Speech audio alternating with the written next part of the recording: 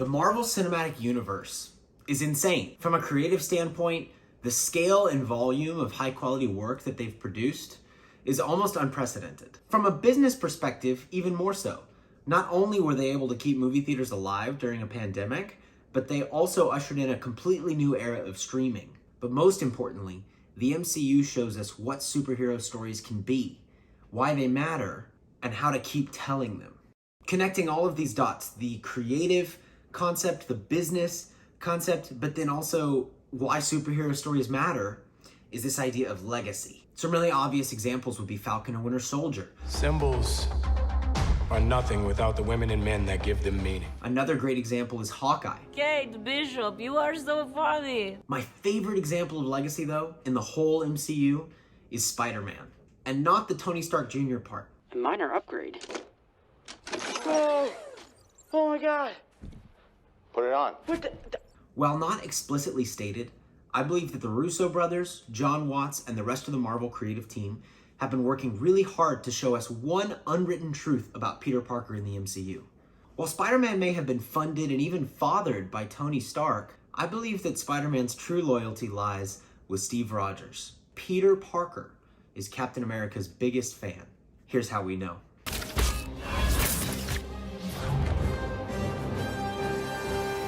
Nice job, kid.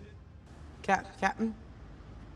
Big fan? On the surface, Steve and Peter are pretty closely aligned. They have similar origin stories. They're both skinny kids from New York. They both develop powers which involve super strength, which is in direct contrast to their skinny boy origins. It forces them to take their power seriously and not take it for granted. We know that Peter admires Cap, or at least that he thinks about him often. For example, Peter likes to reference Cap in his conversations. In Civil War, Peter tells May that Steve from Brooklyn punched him in the face. Friend was huge. There's also an iconic moment in Homecoming where Peter and Ned are sitting in the gymnasium. I'm Captain America. Whether you're in the classroom or on the battlefield. him too? Physical Yeah, we met. fitness mean the difference between success I stole the shield. or failure. In Civil War, Peter learns from Steve, learns from his fighting style and his example.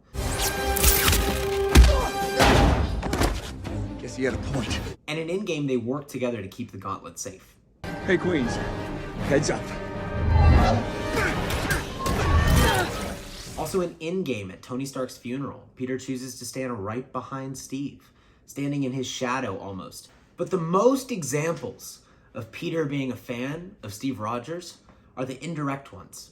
Let me show you. Let's start with Spider-Man Homecoming. There's a couple of references to Cap in Homecoming that I think are really important. He's mentioned in history class, indicating that Peter has studied and learned from Steve Rogers, not only as a human on Earth in the MCU, but also potentially as Peter Parker, paying attention and learning. Additionally, the PE videos are cookie cutter versions of Steve's heroic ideals. You know what you did was wrong. The question is, how are you going to make things right? Even though they're made to be jokes in the movie, some of these lines really do matter. You can assume that Peter Parker hears these mantras, as cookie cutter as they are, and that they flow into his subconscious as he makes decisions as Spider-Man. Finally, there's a deleted scene from Homecoming that I think is really key. It shows Ned and MJ talking about the helicarriers falling in Winter Soldier. Damage control. They're still cleaning up from when Captain America took down those skycraft carriers for no reason. I'm pretty sure Cap was just trying to save us from tyranny.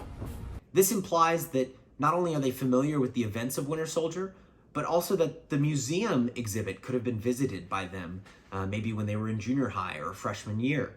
So again, Peter knows Captain America's history, either through school or because as a hero, he's been a fan and he's studied. But my favorite reference to Captain America in all of Homecoming is the fact that the final battle revolves around a plane crash. Peter must direct the crash landing of a plane loaded with dangerous weapons in a self-sacrificial way. Does that sound familiar?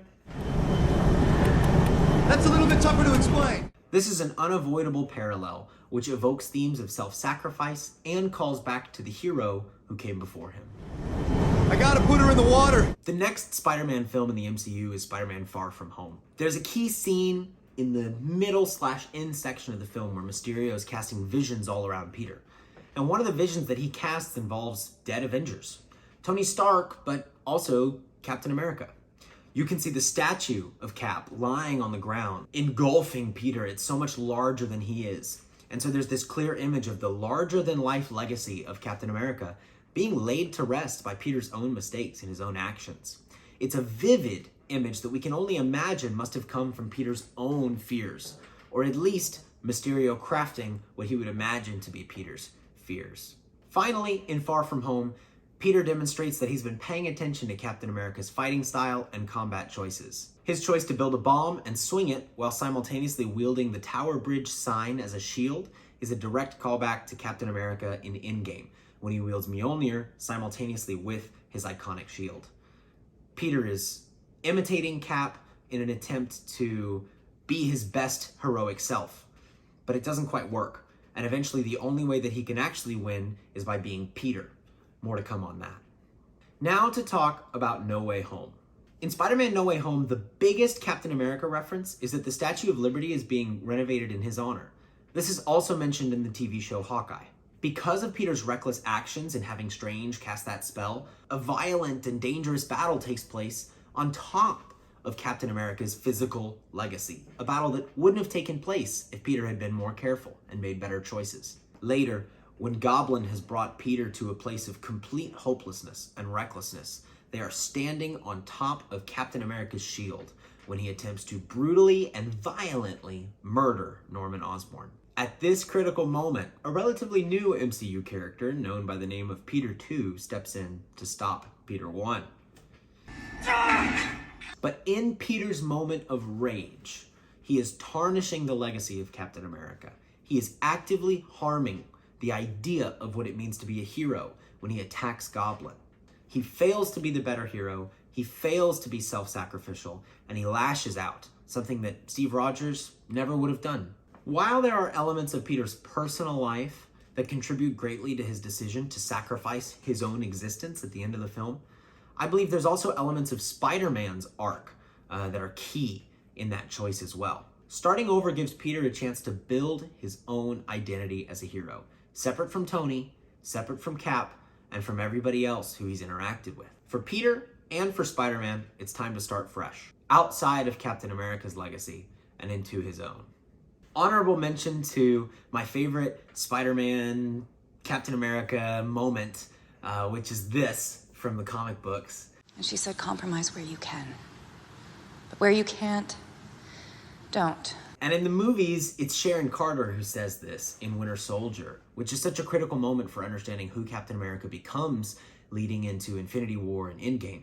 That's the kind of person that Spider-Man has to learn to become. And in the MCU, it looks like he's going to learn to become that person on his own.